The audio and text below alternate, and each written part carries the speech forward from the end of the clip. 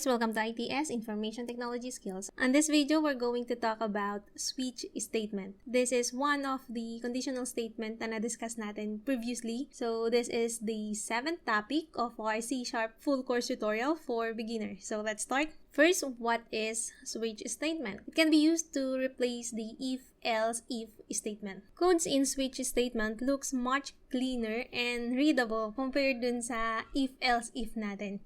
Okay, so here is the syntax for the switch statement. So dito, kinolor blue ko na lang yung mga words natin or yung keywords po natin. So we have yung switch natin to start our switch statement. And the parentheses, inside the parentheses is yung expression po natin. The next, after the expression, we have yung curly bracket po natin. And inside the curly bracket are the cases or ito yung mga pagpipilian or choices dun sa switch po natin. So we have here case na keyword natin and yung pagpipilian. So let's say we have yung X na pagpipilian.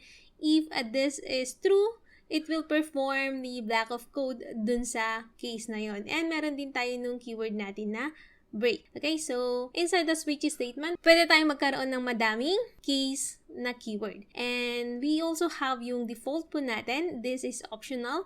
This is considered to be similar with the else code. Okay, so let's discuss yung mga keywords po natin dito sa syntax natin. First, we have the switch keyword. This contains the matching expression or the variable. So basically, yung expression po natin dito can be a variable na i-compare natin dun sa mga cases po natin. The value of the expression is compared with the values of each cases. Tulad din ng sabi ko, i-compare natin yun dun sa mga case po natin.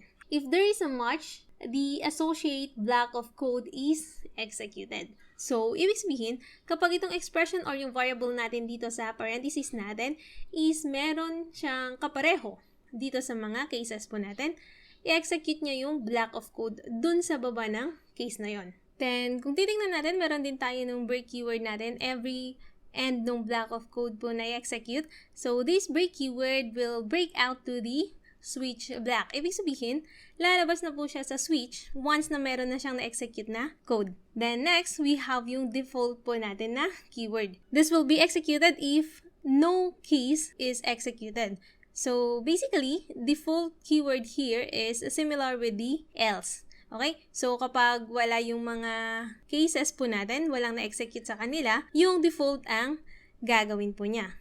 Default here is optional. Pwedeng meron, pwedeng wala. So, let's have a problem kung saan natin pwedeng gamitin yung switch statement. We have here, write a program that print the day of a week. Okay? So, basically, switch statement, pinakamagandang gamitin yan if yung mga choices or options natin are constant.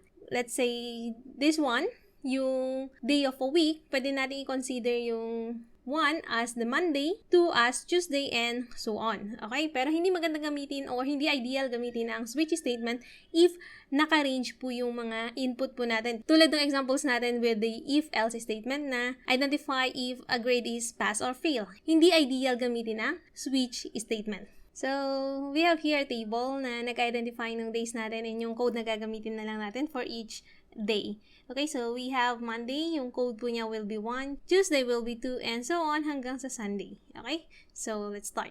So dito, sabihin na lang natin na yung code natin will be input by the user. Okay, so kukuha muna tayo ng input ng number kay user. Okay, so copy this code first and I'll explain kung nagbig niyang sabihin.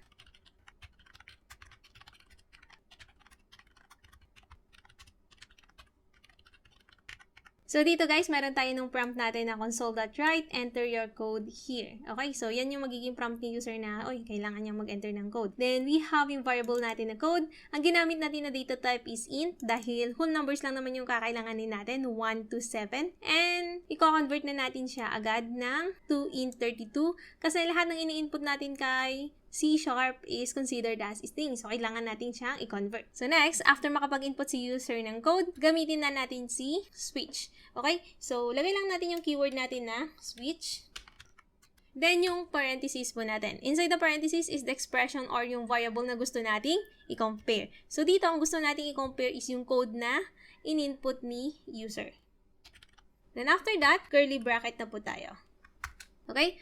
Then, inside the curly bracket are the cases.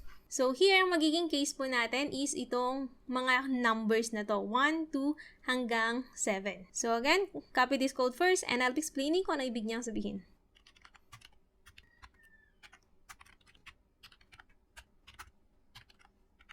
So for the case 1, ito yung first na code po natin. Ipiprint po natin is yung Monday na day. Okay? Then, after nyo ma-execute yan, ilalagay natin yung break. So, itong break na to, para lalabas na siya dito sa may curly bracket. Or, ibig sabihin, meron na siyang na-execute na program. Then, for the other cases, hanggang 7, copy-paste na lang natin tong part na to and papalitan lang natin yung mga case number and of course, yung date natin.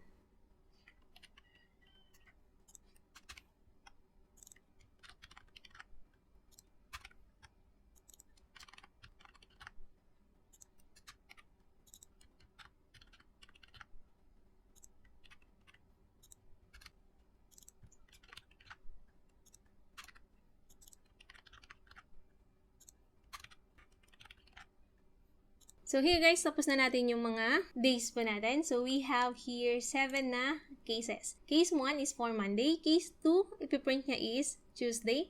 Case 3, ipiprint niya is Wednesday, and so on. Kung titignan natin, lahat po nun is merong break dun sa baba. Again, yung break po nito, kapag meron na siyang na-execute, let's say na-print niya yung Tuesday, pag nag-break siya, dito na siya sa labas na switch pupunta.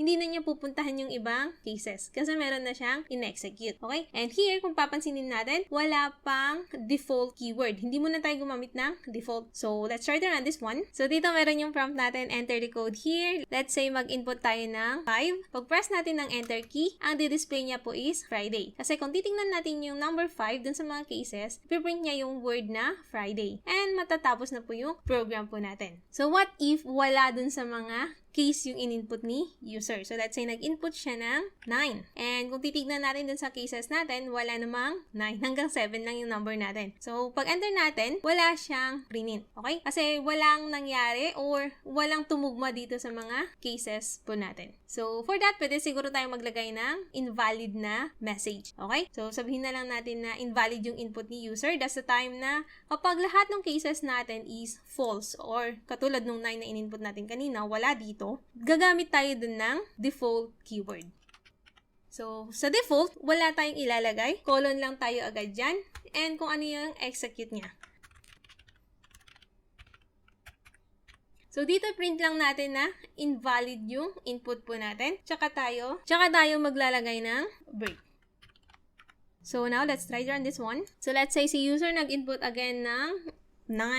Meron na po tayong output na invalid input. Similar, kapag nag-input siya ng negative number, meron ulit tayong invalid input. So again, mas magandang gamitin ang switch statement if constant or fix yung mga pagpipilian or option po nung program po natin. Let's say itong mga numbers na to 1, 2, 3, 4, 5, and so on. So those are fixed numbers na pwede lang natin siyang i-compare dun sa in-input ni user na code. But if the program requires you to input or analyze yung range ng numbers, hindi po natin pwede or hindi ideal gamitin ng switch statement.